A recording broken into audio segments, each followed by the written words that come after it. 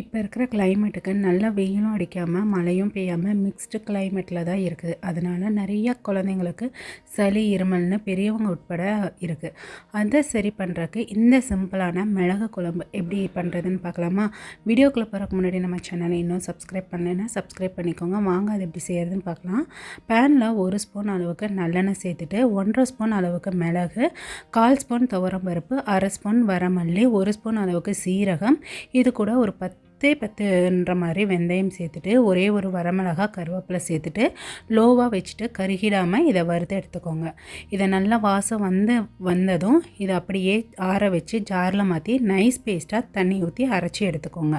இப்போ அதே பேனில் 2 ஸ்பூன் நல்லெண்ணெய், அது கூட 1 ஸ்பூன் கடுகு உளுத்தம்பருப்பு, ஒரு அரை வெங்காயம் சேர்த்துக்கோங்க. சின்ன வெங்காயம் இருந்தால் இன்னுமே நல்லாயிருக்கும். இது கூட 5 பல் பூண்டு, கொஞ்சமாக கருவேப்பிலை சேர்த்து நல்லா வதக்கி எடுத்துக்கோங்க.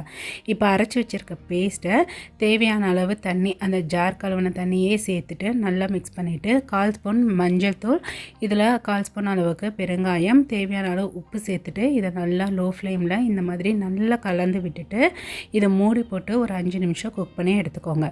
இதை நல்லா இந்த மாதிரி நல்லா மசாலாவோட பச்சை வாசனைலாம் போய் நல்லா திக்காகி வந்துடும். 5 மினிட்ஸ்க்கு அப்புறம் பார்த்திங்கன்னா இந்த மாதிரி நல்லா கெட்டியாகி இருக்கணும். நல்லா எண்ணெய் பிரிஞ்சு வந்துடும். அந்த ஸ்டேஜில் நான் நெல்லிக்காய் சைஸ் புளியை ஊற வச்சு நல்லா திக்காக கரைச்சி எடுத்துருக்கேன். அதை இது கூட சேர்த்துக்கோங்க. புளி அதிகமாக தேவையில்லை. இந்த மாதிரி கலந்து எடுத்துகிட்டு இப்போ ஒரு 2 நிமிஷம் மட்டும் இருந்தால் போதும். உப்பு எல்லாமே செக் பண்ணி எடுத்துக்கோங்க. காரம் உங்களுக்கு அந்த மிளகுல இருந்தால் வரும். இது நல்லா சூடாக சாதத்தோடு போட்டு விரவி சாப்பிட்டு பாருங்கள், அவ்வளோ அட்டகாசமாக இருக்கும்.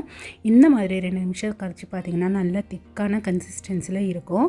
ஃபைனலாக கை நிறைய கொத்தமல்லி கீரை போட்டு இறக்குங்க. அட்டகாசமாக இருக்கும். இது 1 வீக் வரைக்குமே நீங்கள் ஸ்டோர் பண்ணி சாப்பிட்டுக்கலாம். சளி இருமல்னோடனே டக்குன்னு மருந்து மாத்திரைக்கு போகாமல் ஃபஸ்ட்டு இந்த மாதிரி கை வைத்தியத்திலே நம்ம சரி பண்ணி பார்த்துக்கலாம்.